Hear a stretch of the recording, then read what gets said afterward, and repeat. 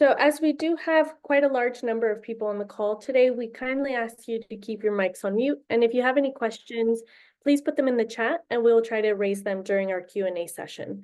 Today, our facilitators from the research culture team are Professor Grace Mulcahy, Professor Ivor McGrath, Jill Boyle, and Colleen Thomas. They will be taking you through the ReCLAIM application and providing insightful information to help you in putting together your ReCLAIM application. We are also grateful to be joined today by two of our awardees from our ReCLAIM Round 1 funding call, Dr. Shen Wang and Associate Professor Samantha Martin. They will be presenting a bit about their projects and sharing about their experience. This will then be followed on by a Q&A session. So without further ado, I'm going to hand you over to Professor Grace Mulcahy, and she will discuss what is research culture. So thank you very much, Bridget, for that introduction. We're absolutely delighted to have such a big attendance at our grant writing workshop online today. We will have an in-person workshop as well on the 13th of November, and we expect more people there. So it's really gratifying to see such a great turnout and a great deal of interest in the ReCLAIM proposals. Again, Bridget, Ivor, Colleen, Jill and Maura are here from our research culture team. I think you know most of us. If not, please feel free to send us an email, say hi, contact us through our research culture on WorkVivo. Bridget is our research culture team member who is doing most of the administration for the ReCLAIM proposals, and she can answer any queries you have if they're not clarified by this workshop here today. So one of the things we noticed in the first call was that actually the most difficult thing for people was to decide whether or not their idea for a grant for a project would fall under the research culture themes. And research culture sometimes is a bit of a concept that it can be difficult to grasp. And there are various different definitions of it. One we like is on the screen here today. Research culture essentially encompasses the way in which we do our research, our behaviors and attitudes to each other and to other stakeholders in our work, how we value the contributions of others involved in our research, and how our research is communicated. And research culture very much underpins good research practice. We can separate that out into research excellence and research integrity, but of course, doing research with integrity is an essential element of research excellence as well. So that's what we mean by research culture. If we can move on there. Ivor, I think, is going to take you through the specifics of the current call for ReCLAIM, how to apply, and what to do, what not to do. And we'll have presentations from two of the awardees from round 1, followed by that a question and answer session then, as Bridget will outline. So Ivor, over to you. Okay, thanks, Grace. That's great. Welcome everyone this morning. So I'm going to talk through the actual application process, focusing on a number of areas that we think may need further explication and whatnot.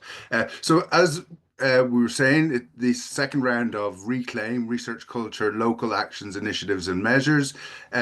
In terms of the actual practical process of applying, as you can see on the slide here, this round 2 ReCLAIM funding call, it launched on the October 14th, closing November 22nd at 12 noon. We will be sharing this PowerPoint, and you can see there a link to the ReCLAIM internal funding website. So if you click on that link, go to that web page, you will find a link there into the UCD Research Management System funding opportunity page. And within that page, there is a specific application form for round 2 ReCLAIM. What you can also go to, though, from that web page is to look at the 9 projects that were awarded funding in round 1. And as Bridget said, we're going to hear from a couple of those a little later on. But it's really useful. I'm going to mention them again because I think it can be really useful for people to have a look at what was successful the first time round in terms of thinking about what you're doing, where your project's heading, and what your focus is going to be in that regard. And now my PowerPoint's not working. Sorry, folks. Okay, so before I get into looking at the actual application form and focusing on some key areas in that regard, I wanted to just overview what it is and what it is not, okay? So it's really important to think, and I'm going to re-emphasize this, about whether your project falls within the scope of the ReCLAIM funding call, okay? Another key area, and I'm going to talk a bit more about this a little later, is that you explain how the project will have an impact on research culture locally within a research team, a school or college. But we're also looking for people to give some sense, if it's relevant, of the potential impact that could have more broadly, more widely, okay? And a key aspect of in that regard is that ReCLAIM is about local initiatives. So it's about ground up initiatives to enhance, improve research culture. So it's not a top-down activity, it's a grassroots up. So it's looking to the local to come to for people to be able to talk about and engage with what they believe really matters, really needs to be done, and can enhance our research culture within our community. Also, it's obviously it's very important that it stays within the €10,000 limit. A number of things that it's not about sustainability. It's not about personal career advancement, okay? It's not about looking for or adding to an existing running funded project, okay? So it needs to be focused upon the scope of ReCLAIM. And also, please note, if proposals do not fall within the ReCLAIM scope, feedback won't be offered on those, okay? And that's terms and conditions number 24. The terms and conditions are on the ReCLAIM page, which I showed you the link in the previous slide. So it's really important to have a look at those terms and conditions as well, okay? I'm not going to go through them here this morning, okay? I'm sure many of you, all of you, have seen the various notifications for this round 2 claim, the posters. There's also a QR code for linking into the application form, and the posters and other visual notifications about round 2 have the link to the research culture webpage, which links you through to the actual application. So, what is the actual application? What's the process that you need to be thinking about in terms of putting together your application? So when you get into the RMS funding opportunity page, you'll see the link that's here on the PowerPoint slide, and you click on apply now. Many of you, possibly all of you, are used to UCD's online application system now. I think it's very user-friendly. I've used it quite a few times myself. So you're probably used to many of the things I'm going to talk about now for the next few minutes. So the application layout, within that application form, you've got a box for your project summary, which is a max of 250 words. Then you've got a box for your project details. Again, max is 1,500 words here. A box for your expected outcomes, maximum 500 words. Potential for broader impact, 300 word maximum. And then I'll talk a little bit more about each of these as we go along. Nature of collaboration and justification, if applicable, and that's a max of 200 words. And then finally, the budget justification, which has a max of 500 words. Okay, in terms of the project scope, proposed projects should aim to develop or pilot initiatives that foster a positive research culture within research teams, schools, colleges, units, or research institutes. They should also demonstrate their potential impact by offering scope for adoption more widely across the university. And again, here, as I say, in terms of if you're looking for examples, look at the 9 successful awards that were made in round 1. Other examples, or within those, include interactive workshops promoting supportive research culture within teams, schools, colleges, and so on. Projects to enhance EDI in the research community, networking for specific cohorts, for example, graduate research students, technicians, ECRs, and so on. And also, for example, training and communication for researchers. In terms of evaluation, The review panel, which is appointed by the research culture team, will consider the following criteria weighted as indicated.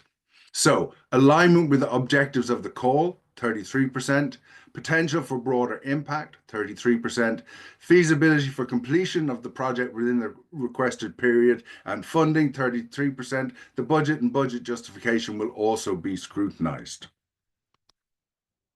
So in terms of, again, I'd say a lot of us are used to the online application systems within UCD, but I just want to talk through some aspects thereof. So this is the home page you land on when you click on apply. As per usual, it's really important to remember you can save drafts as you go along. Some of you may already have started drafts. You know how the system works. If you haven't, you can go in, you can start the process, and you can save it as you go along up until 22nd of November, 12 noon, which is the submission deadline. Obviously, you need to put in, as you can see here, project proposed title, project start, and project end date. If it is a resubmission, you can also tick the box there, yes. If it's not, no. Again, project summary, 250 words. One of the things, the first thing really start with the project details, 1,500 words. Project impact, and I wanted to just focus upon this for a few minutes. Again, people may have questions in relation to this, and we're more than happy to expand upon what I say here. Impact within the scheme is looking at impact within a local context, i.e. a project team, school or college, rather than within one's own career. And I take us back to that, the objectives of research culture, of the ReCLAIM undertaking. We're looking for new ideas to foster a positive and supportive research culture locally, and then, if it's relevant, how that can roll out more broadly, be it in a school, a college, or wider within the university research community. Okay, so proposals should identify their potential for wider adoption across the research community where possible. Okay, sometimes that may not be the case, that an initiative is about local improvements of research culture and is very much focused upon that. But very often these ideas can be applied more broadly, tweaked, utilized in different disciplines, different colleges, and so on. So again, we want people to think about how their ideas might actually be of use across the wider research community. And in part, that's why successful applicants will be expected to share their experiences. Two of our successful applicants in round one are going to share some of their experiences a little later, but we would be looking for successful projects to do blog posts, video, presentation, and an event outlining their experience in carrying out the project and any follow-on plans. So again, those are opportunities when you're thinking about dissemination. These are some of the opportunities where your local ideas may extrapolate out into the wider community and help to enhance research culture more broadly. And a portion of the budget can be allocated to such knowledge dissemination activities. So again, expected outcomes, 500 words, and your potential for broader impact is 300 words. These are the areas we're looking at in terms of what will come out of your projects. In terms of eligibility, and this is really important, and from the get-go with the research culture team in UCD and UCD's commitment in the long term to enhancing and improving research culture, we approach the research community in UCD and beyond as broadly as possible. And that is crucial to enhancing research culture. So anyone involved in research is eligible to apply. So applications are invited from individuals or teams of graduate research students, technical officers, research managers, administrators, postdoctoral research associates, research fellows, other research funded staff, and of course, faculty. Each project team must have a lead whose contract is, or in the case of a graduate student, whose registration spans the full duration of the project. Collaborators from outside UCD may be involved, if appropriate, though the lead applicant has to be an internal individual from within those various communities working within the UCD research community. Again, when in terms of the application form, the online application form, there is a box in which you need to identify which role you play within the UCD research community. and again, contract type. In terms of internal co-applicants, collaborators, again, these need to be identified. The form facilitates that. Each project team must have a lead whose contract, or in the case of graduate students, registration spans the full duration of the project. And if anyone has experienced any difficulties accessing RMS or adding a co-applicant, they should notify the research culture team at research.culture@ucd.ie. Co-applicants, you need to add their names. We'll see that in a minute. But for students, graduate research students, please add your supervisor as a co-applicant. You can also have external collaborators that can be added as well. In both instances, so you have a co-principal investigator, you put their name in there and their role. In terms of collaboration, you need to justify, give some justification of both for internal and external collaborators of their role within the project. You also should, there's a box in which you need to identify, have you applied for, or do you plan to apply for additional funding elsewhere for this project? And you need to say yes or no. And if you answer yes to the above question, please list which other funding you have or plan to apply for. This should not be confused with, and as I said at the outset, it's important to remember that ReCLAIM funding is not about topping up an existing project and trying to fit it into the ReCLAIM box. It's about research culture focused projects. You may already have something up and running that is very much about that, and you're looking for additional funding. So that's what we're talking at here. So in terms of funding, of course, there's always the big question about the budget. So some additional details about the opportunity, the funding duration, and eligible expenditure. Applicants for projects up to 12 months duration are invited with funding of up to €10,000 each. We expect to fund approximately 8 awards in round 2, and as this is the first of 2 grant writing workshops we're running in this regard, and we also aim to hold 2 subsequent calls for further funding within the next 12 months. So there will be 2 more rounds of funding in the next 12 months. Eligible expenditure may include pay costs, consumables, equipment, I can't see that word, and subsistence and hosting of events. In terms of the proposed budget, again, you need to go through this in detail on the application form. Please ensure you've set the proposed start and end dates in the proposal, as I showed you earlier. The maximum requested value is 10,000. All relevant budget items should be inclusive of all applicable VAT. And in the description box, then please detail and cost each item within the cost category. And there are obviously various items such as employees' pay costs, employees' pension contributions, and so on, need to be costed within that. Travel and assistance. There's a whole range of issues I obviously identified there that you need to actually go through. And then there's a 500 budget justification. It's really important to give a detailed justification of the budget. Very often, as I'm sure many of you know, applications fall down on a lack of sufficient detail within the budget proposal. The reviewers need to be able to clearly see what the money is going to be spent on and how it's going to be spent. So the more detail you can get into your budget and the budget justification, the better. And there are helpful resources, a template in this regard can be found on the ReCLAIM page. Okay, I think that's enough from me at this point in time. I think it would be much more useful for you to hear from 2 successful awardees from the first round. And the first, I think, up to speak will be Dr. Shen Wang on responsive use of general AI for daily research activities from the School of Computer Science. And then we're going to hear from Associate Professor Samantha Martin, whose project is Whose Story Is It Anyway? Building an Ethical Culture of Collecting, Cataloging and Archiving from the School of Architecture. So if I can, I'm going to hand over to Dr. Wang at this point in time. Thank you, Ivar, for introducing me. And also, I'm very honored to be here to share my previous experience in very luckily getting funded about our project.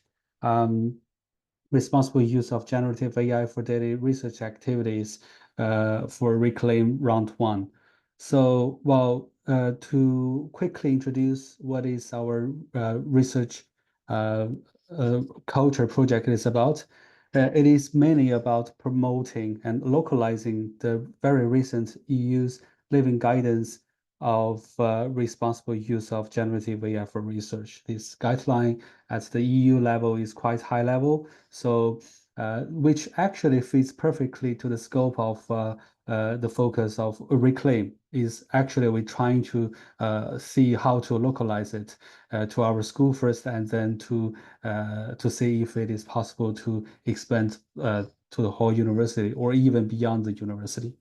So the motivation of this project is mainly due to the recent rise of generative AI. So firstly, even at the EU side, we find that we cannot live without it. So because everybody is using it, and if we do not use it, then the US researchers is going to use it, the Chinese researchers is going to use it, so all the rest of the advanced researchers at the top front level, we're gonna use it. So using it will definitely, well, similar like all other technologies, new technologies, using that will be boosting the productivity. While on the other side of the spectrum, it is risky to use it without the guidance. We have seen a number of cases that is actually on the edge of research misconduct, violation. So how to draw the boundary, and what is the good way to use it? What is not a good way to use it? So this is our main aim. So we plan 3 workshops to implement it, and the first one is based on computer science. Second one is based on CEDAR, this research center beyond the scope of the school, and then finally to all UCD researchers. So I am a assistant professor with our school, and at the same time, I'm also research integrity champion. So I know this topic very well. And my collaborators, who is also the co-PI, Adrian, Dr. Adrian, who was the Marie Curie doctoral postdoctoral fellowship at CEDAR, and now is managing the trustworthy AI sector at CEDAR. So, by the way, CEDAR is the applied research center, is doing research as well, but it's not focusing on getting things published. It's trying to boosting the engagement with the public sector policy making, as well as the growth of SMEs locally. So he has done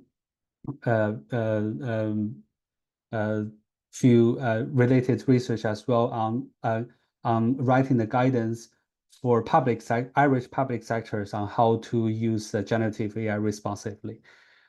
Okay, so and then this is just a very quick snapshot of our first workshop. We already finished our first workshop over 1 month ago, and we had a very interesting discussions on how to use generative AI responsibly, and what are the examples are not actually, using that or irresponsibly. For example, using that for generating or making the academic judgment. For example, if the proposal is going to be accepted or not, if this submitted journal paper is going to be accepted, or major revision or minor revision, that kind of academic judgment cannot be relied on generative AI. So that's purely the researcher's responsibility. So generative AI again is just a tool. So yeah, you cannot use it for making any major decisions.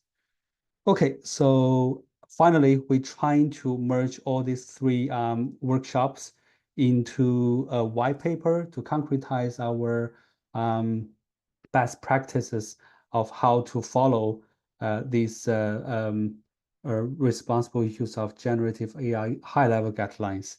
And also, we will be preparing the short video course to further disseminate our outcomes. So yeah, I think that's all from me. Thank you. Many thanks, Dr. Wang. That's great. It was really, it's really nice to actually see that you're up and running, and that the first workshop has already been a great success.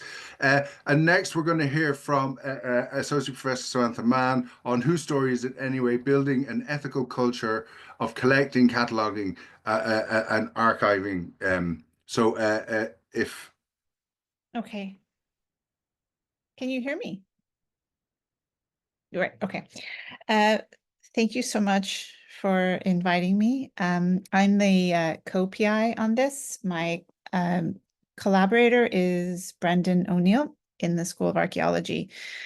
And it was apropos at the beginning to throw out this large question about just the word research and how it's one of these terms that it's so pervasive that we sort of don't always stop to back up and think about the different ways we use it. And in a way, we shouldn't have to do that on a daily basis, but sometimes there's opportunities like this in ReCLAIM where we can step back from our daily, very myopic sometimes research environments to start to look or relook or appraise something that we take for granted. And so Brandon and I have been working. A lot of us out there, we know, work with archives and catalogs. And so that, of course, is a separate project with its own life. But as a result of working on that project, we've met a lot of people around the world and certainly across UCD where we've had conversations about what is an archive, what do we mean by that? And it's not just the material, the quantitative thing that we're looking at, but also how we're approaching looking at archives. And also now that we've reached a very, very different period from which many catalogs and archives were originally constructed or gathered, how do we actually rewrite guidelines for the ways that we're looking at material? And so we wanted to create a series, a couple of either a 2-day or a 1-day large workshop that really from the ground up brought together people from across all of UCD. In a sense, the university is one giant repository of people, not just researchers, but also and faculty, but also staff and of course students. And we wanted to put forward this huge question about what do we mean when we're talking about archives and collecting things. And we realized there's a lot of missed opportunities because not only do people from, for example, agriculture, they work with seed banks.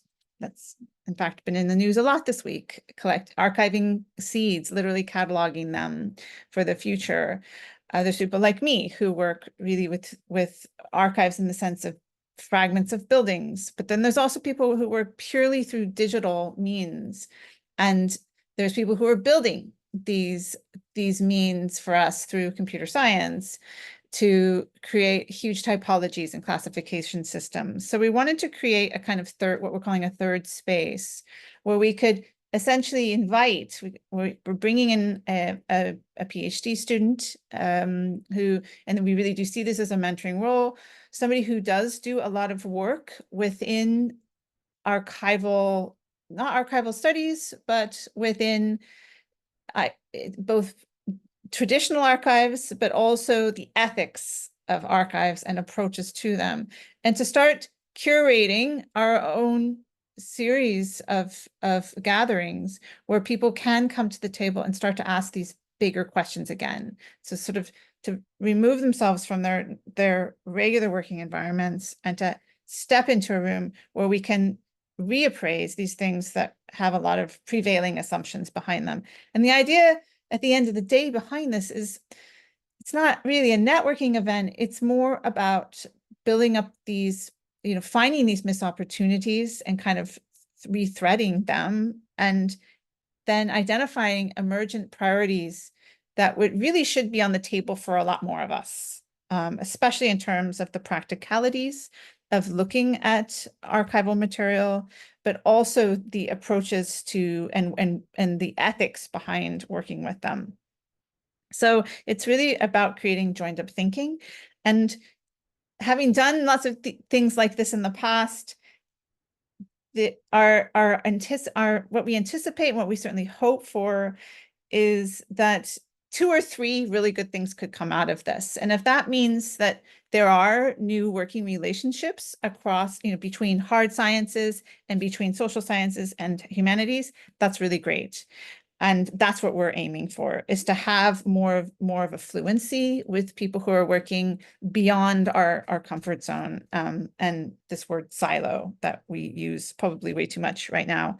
We wanted to have, of course, a mentoring aspect to this, so that a PhD student would be in a position of really helping select who we could literally bring to the table on this, and also bring in a few people who are from outside of UCD, but who are accessible and who have been working on these larger questions, both within Ireland and maybe Europe, so that they can maybe lead some of these discussions in these workshops. In terms of the sort of more the longer term impact, I'm the editor of one of the main journals for my discipline. And this was one of the first major journals to be fully open access in my discipline. We work with the Open Library of Humanities, based at Birkbeck. And so while it's not exactly the same, we see open access as really part of this larger conversation that we want to have about archives. And so our idea is to pull some of these discussions that come out of the workshops into not quite a white paper, although something like that could certainly serve within a repository, UCD, specifically within UC Research, but other schools, but also try to formulate some of these ideas and arguments that come out of these workshops into a paper which we would publish in the Open Library of Humanities' own journal. So I think that's in a nutshell what we're aiming for. Not incredibly specific, except for the idea of having these workshops and having them curated. We do want it to be fluid.